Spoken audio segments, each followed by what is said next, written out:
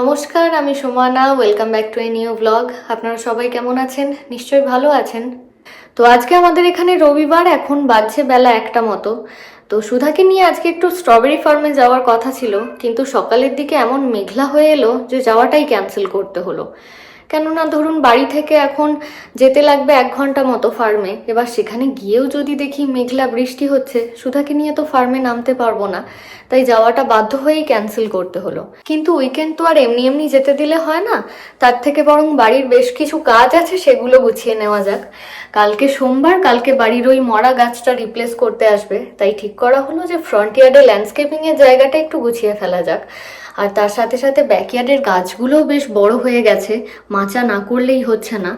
আমি তাই সুধার বাবাকে বললাম যে তুমি হোম ডিপো থেকে বেশ কয়েকটা কঞ্চি নিয়ে আসো, কিছু মাচা করে দিতে হবে, আর এর মধ্যে আমি রান্নাটাও সেরে রাখবো। তাই আমি রান্না বান্না শেষ করে এখন অপেক্ষা করছিলাম যে হোম ডিপো থেকে কখন জিনিসপত্র নিয়ে ফিরবে। তো এই মাত্র এসে পৌঁছেছে বাড়িতে, মাচার কঞ্চি নিয়ে এসেছে। তার সাথে সাথে দেখছি যে গোলাপ গাছও আছে বেশ কয়েকটা। তো কয়েক সপ্তাহ আগে একবার কস্টকো গিয়েছিলাম বাড়ির জিনিসপত্র কেনার জন্য। কস্টকোতে দেখছিলাম সেদিন একটা গোলাপ গাছ বিক্রি হচ্ছে $30। আজকে হোম ডিপো থেকে এই গোলাপ গাছগুলো এনেছে, এক একটার দাম নিয়েছে $19 করে। আমাদের দুজনেরই বহুদিনের ইচ্ছে যে বাড়ির সামনে যে ল্যান্ডস্কেপিংয়ের জায়গাটা আছে ওখানে বেশ কয়েকটা গোলাপ গাছ বসাবো। তো হয়ে উঠছিল না এতদিন থেকে। কয়েকবার তো গোলাপ গাছের ডাল এনে বসিয়ে গোলাপ গাছ তৈরি করার চেষ্টাও করা হয়েছে, কিন্তু কোনোটাই হয়নি। তো আজকে শেষমেশ গাছ নিয়ে এসে হাজির হয়েছে। তাই আজকে তো আমরা গোলাপ গাছ বসিয়েই ছাড়বো। রান্না করব বলে সবজি কাটতে গিয়ে দেখি যে আজকে আমাদের খিচুড়ি খাওয়া ছাড়া আর কোনো উপায় নেই। তাই আমি সঙ্গে সঙ্গে ফোন করে বললাম যে হোম ডিপো থেকে ফেরার পথে বাজারটা করে এনো পুরো সপ্তাহের, নইলে কালকেও আমাদের খিচুড়িই খেতে হবে। তাই ফেরার পথে এইচবি থেকে 1 সপ্তাহের বাজারটাও করে এনেছে। আর আমি আজকে সত্যি সত্যিই লাঞ্চের জন্য খিচুড়ি বানিয়েছি, তার সাথে আলু ভাজা, বেগুন ভাজা, আর একটা 1 সপ্তাহ পুরনো ছোট আম ফ্রিজে পড়েছিল, কি করব ভেবে পাচ্ছিলাম না, একটু চাটনি বানিয়েছি। খিচুড়ির সাথে শেষ পাতে বেশ ভালোই যাবে। রান্না হয়ে গেছিল বলে আমরা খাওয়া দাওয়া করেই গার্ডেনিংয়ের জন্য বেরোলাম। এখন এমনিতেই তো বাজছে 2:15, আর গার্ডেনিং করতে করতে বেশ খানিকটা সময় লাগবে। ফিরে গিয়ে লাঞ্চ করতে তো আবার 3:30-4টে বেজে যাবে। তাই আমরা খাওয়া দাওয়া করেই বেরোলাম একদম। আমি আগের ভ্লগেই বলছিলাম না যে গরম পড়তেই সাপের উপদ্রব শুরু হয়ে গেছে। তো আমাদের বাড়ি আর আমাদের পাশের বাড়ির কমন এরিয়ায় একটা ঝোপঝাড়ওয়ালা গাছ ছিল, এই যে এই গাছটার কথা বলছি। তো এই গাছটা আগের দিন ওই পাশের বাড়ির ভদ্রলোক কেটে দিয়েছেন যাতে সাপের উপদ্রব না হয়। আমি আগেও আপনাদের বলেছি যে আমরা যখন ইন্ডিয়ায় ছিলাম তখন এই ল্যান্ডস্কেপিংয়ে ছোট ছোট যে কয়েকটা গাছ ছিল আমাদের, সেগুলো মরে যাওয়ার জন্য চিঠি খেয়েছিলাম। তো সেই সময় কিছু করার ছিল না, এক বন্ধুকে বলে কোনো রকমে 2-4টে গাছ বসিয়ে দেওয়া হয়েছিল। তারপর থেকে গাছগুলো আর অর্গানাইজ করে বসানো হয়নি। তিনি যেমনভাবে বসিয়ে রেখে গিয়েছিলেন সেরকমভাবেই এতদিন ছিল। তো আজকে যেহেতু ফ্রন্টিয়ার্ডে একটা নতুন গাছ আসছে, সেই জন্য আমরা একটু ল্যান্ডস্কেপিংটাও গুছিয়ে নিচ্ছি, যাতে সর্বোপরি জিনিসটা দেখতে ভালো লাগে। আমরা যে কমিউনিটিতে থাকি সেই কমিউনিটির এইচওয়ে খুব স্ট্রিক্ট, কেননা আমাদের অন্যান্য বন্ধু বান্ধবরাও তো বিভিন্ন কমিউনিটিতে ছড়িয়ে ছিটিয়ে আছেন। তো এনারা বলেন যে আমাদের এত বেশি রেস্ট্রিকশন নেই, যে ল্যান্ডস্কেপিংয়ে গাছ মরে গেছে তার জন্য আমরা চিঠি পেয়েছি, এরকম ওনারা পায়নি। তো গাছ মরে যাওয়ার জন্য চিঠি পাওয়াটা ভ্যালিড, কেননা এখানে নিয়ম যে কোনো বাড়ির সামনে 2টো অন্তত জীবিত গাছ রাখতেই হবে। ল্যান্ডস্কেপিংয়ে যেরকম আমরা ছোট ছোট গোলাপ গাছ বা টগর জাতীয় ফুলের গাছ বসাই, সেই ধরনের ছোট ছোট গাছ নয়, মাঝারি সাইজের বা বড় সাইজের কোনো গাছ বসাতে হবে। তাই এখানে দেখবেন বেশিরভাগ বাড়ির ফ্রন্ট ইয়ার্ডে ওক জাতীয় গাছের বেশ বসানোর চল আছে। আজ ভোরবেলার দিকে এক পশলা বৃষ্টি হয়ে গেছে বলে মাটিটা বেশ নরম আর ঝুরঝুরে আছে, যার ফলে মাটিটা খোঁড়াখুড়ি করতে বেশি কসরত করতে হচ্ছে না, আর গাছগুলো উপরে তুলতেও বেগ পেতে হচ্ছে না। এমনিতেও এখানকার মাটি তো আর এঁটেল মাটি বা দোঁয়াশ মাটির মতো নয় যে খুঁড়তে গেলে কোদাল লাগবে। তবে মাটির ভেতরে মাঝে মাঝে ছোটখাটো নুড়ি পাথরের মতো পাথর পাওয়া যাচ্ছে, যার ফলে খোঁড়াখুড়িতে একটু অসুবিধা হচ্ছে। ল্যান্ডস্কেপিংটা তো আজকে আমরা খুব সুন্দর করে সাজিয়ে ফেলেছি। ভবিষ্যতে জারবেরা জাতীয় কিছু ফুল বসানোর ইচ্ছে আছে। তবে আজকে আপাতত এটুকুই। এবার ব্যাকইয়ার্ডে প্রচুর কাজ পড়ে আছে, চলুন ব্যাকইয়ার্ডে যাওয়া যাক। আজ ভোরের ওই এক পশলা বৃষ্টির জন্য আমাদের এই সাধের বেগুন গাছটার ঘাড় মটকে গেছে। যদিও ব্যাকআপে এখনো একটা গাছ রয়েছে, তবুও দেখা যাক এটা বাঁচে কিনা। এই কয়েকদিনের মধ্যে প্রত্যেকটা গাছ কিরকম বড় হয়ে গেছে বুঝতে পারছেন। পর্যাপ্ত জল আর আলো বাতাস পেলে সব গাছই এরকম চটপট বড় হয়ে যায়। আমরা তো ভেবেছিলাম যে গাছগুলোর জন্য সপ্তাহ 3 পর মাচা বানাবো আমরা, কিন্তু এই বিগত কয়েকদিন ধরে এত বৃষ্টি, রোদ্দুর, হাওয়া পেয়েছে যে তাড়াতাড়ি গাছগুলো বড় হয়ে গেছে। তাই সপ্তাহ 2 কাটতে না কাটতেই আমাদের মাচা বানাতে হচ্ছে। আর অস্টিনে যেরকম এই কয়েকদিন ধরে আবহাওয়া চলছে, বোঝাই যাচ্ছে না যেটা স্প্রিং চলছে না বর্ষাকাল চলছে। এখনো দেখুন, আকাশের দিকে তাকালেই বুঝতে পারবেন ঘন কালো মেঘ জমাট বেঁধে আছে, যে কোনো সময় বৃষ্টি নামতে পারে।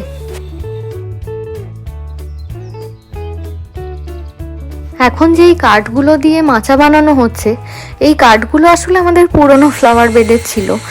এখন যে জায়গায় আমরা নতুন ফ্লাওয়ার বেড বানিয়েছি, ঠিক তার উল্টো দিকে আমাদের পুরনো ফ্লাওয়ার বেডটা ছিল, একটাই ছিল।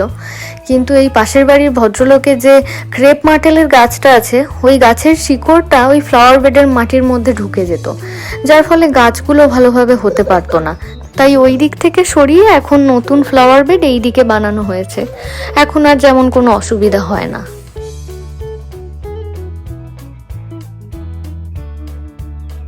এই লোহার জামা কাপড় শুকনো করতে দেওয়ার স্ট্যান্ডটা আমি কতবার ভেবেছি রিসাইকেলে দিয়ে দেব, শুধু শুধু পড়ে রয়েছে।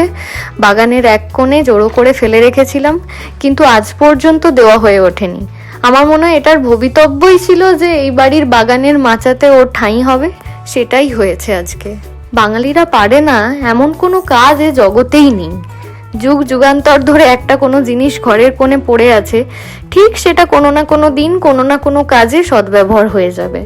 এখনই দেখুন, আবার একটা আপনাকে হাতে নাতে প্রমাণ দিচ্ছি। বাড়িতে আজকে সুতুলি নেই, শেষ হয়ে গেছে।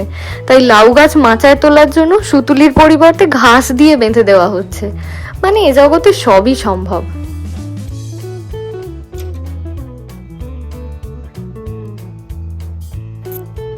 তো যাই হোক, আজকে আমাদের দুটো মাচাই বানানো হয়ে গেছে। এবার গাছগুলো নিশ্চিন্তে বড় হয়ে মাচায় উঠে ডালপালা ছড়াতেই পারে। একটা বড় কাজ মিটলো আমাদের। আর চারিদিকে এবারে একদম মেঘ ঝেপে এসেছে, ঘন কালো হয়ে আসছে মেঘটা। বোধহয় বৃষ্টি 2-4 মিনিটের মধ্যেই নামবে। তো আমি এবার সুধাকে নিয়ে ঘরে যাব, কেননা ও বৃষ্টিতে ভিজলে, একবার বৃষ্টির স্বাদ পেয়ে গেলে আর উঠতে চাইবে না।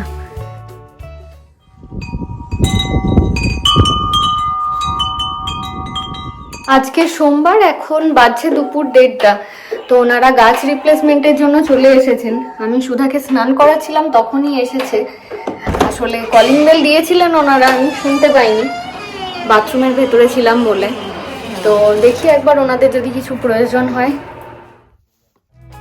আজকে এনাদের সকালের দিকে আসার কথা ছিল, তো ওনারাই বলেছিলেন যে সকালের দিকে আমরা মরা গাছটা তুলে নিয়ে চলে যাব, আর বিকালের দিকে ওই 3:30-4টের সময় করে নার্সারি থেকে একটা নতুন গাছ এনে বসিয়ে দিয়ে যাব। তো এরা সকালের দিকে না এসে এখন এই দুপুরের দিকে 1টার সময় এসেছে।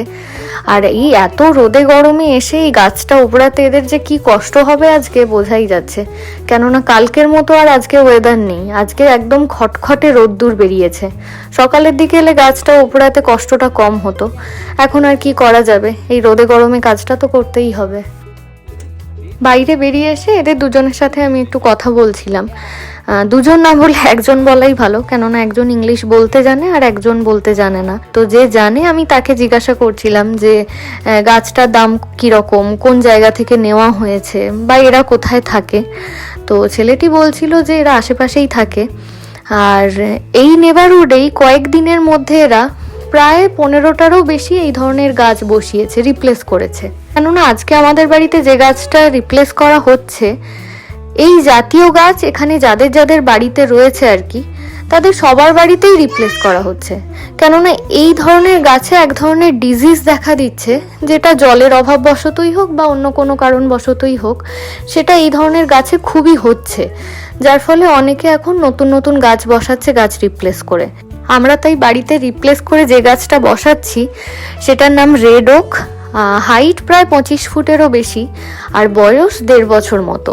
আর এরা এই ওভারঅল কাজটা করতে, মানে নার্সারি থেকে নতুন গাছ আনা, রিপ্লেস করা, গাছটা বসানো, সমস্ত কিছু মিলিয়ে এরা আমাদের কাছ থেকে নিচ্ছে $520। আজকে যেহেতু সোমবার, উইকডে, তো আজকে সুধার বাবার অফিস ছিল, তো অফিস থেকে এই মাত্র ফিরছে। আর আমি এতক্ষণ 5 মিনিটের জন্য একবার ঘরের ভেতরে যাচ্ছি, আবার 5 মিনিটের জন্য একবার বাইরে আসছি, কেননা ভেতরে সুধা একা রয়েছে, ওকে টিভি চালিয়ে লাঞ্চ দিয়ে বসিয়ে এসেছিলাম। তো মাঝে মাঝে গিয়ে একটু চেক করতে হচ্ছে আদেও খাচ্ছে কি না, না ছড়াচ্ছে। এখন যাই হোক, ওর বাবা ফিরে পড়েছে, এদের কাছে কিছুক্ষণ থাকতে পারবে, যদি কিছু প্রয়োজন হয়। একজন তো থাকা দরকার, তাই না? আর আমার এখনো লাঞ্চ হয়নি আজকে, যেহেতু বাইরে বেশ কিছুক্ষণ দাঁড়িয়েছিলাম। তো এবার সুধাকে গিয়ে পরিষ্কার করে আমি লাঞ্চ করতে বসবো। আমি কয়েক মিনিটের জন্য ভেতরে গিয়েছিলাম লাঞ্চ করতে, ফিরে এসে দেখলাম যে নতুন গাছ নার্সারি থেকে নিয়ে চলে এসেছেন, আবার বসিয়েও ফেলেছেন। তো সেই দুপুর 1টা থেকে 2টো ছেলে মিলে যেভাবে পরিশ্রম করলো ওইটুকু গাছ উপড়ে ফেলার জন্য, সত্যি বলাই বাহুল্য। গাছটা দেখতে ছোট হলে কি হবে, শেকড়টা ওপড়াতে এদের দুজনের ঘন্টাখানেকেরও বেশি সময় লেগে গেল। এত লম্বা শেকড়, তার উপর এত শক্ত যে কাটার দিয়ে কাটতে হলো। নতুন গাছ বসানো হয়ে গেছে, এখন গাছে জল দেওয়া হচ্ছে। আর পুরনো যে গাছটা ওপড়ানো হলো তার শেকড় বাকড় জঞ্জাল যা কিছু ছিল এনারা সব নিয়ে চলে যাচ্ছেন। আর এর সাথে সাথে পুরো জায়গাটা ব্লোয়ার দিয়ে পরিষ্কারও করে দিচ্ছেন, কেননা চারিদিকে প্রচুর মাটি পড়ে আছে। আজ সকাল থেকে যেভাবে পরিপাটি করে ফ্রন্টিয়ারটা সাজানো হলো, তাতে বাড়ির পুরো চেহারাটাই বদলে গেছে। তো যাই হোক, কয়েক মাসের জন্য আপাতত HO এর নোটিশ থেকে রেহাই পাওয়া গেল। তাহলে চলুন আজকের ব্লগটা এখানেই শেষ করছি, দেখা হচ্ছে খুব শিগগির পরের ব্লগে। আর আপনারা যেরকম কমেন্ট করছিলেন সেরকমই কমেন্ট করতে থাকুন। হয়তো ইমিডিয়েট আমি রেসপন্স করতে পারছি না ঠিকই, কিন্তু চেষ্টা করি আমি সবাইকে রিপ্লাই দেওয়ার। তাহলে আপনারা সবাই ভালো থাকবেন, সুস্থ থাকবেন। নমস্কার, শুভরাত্রি।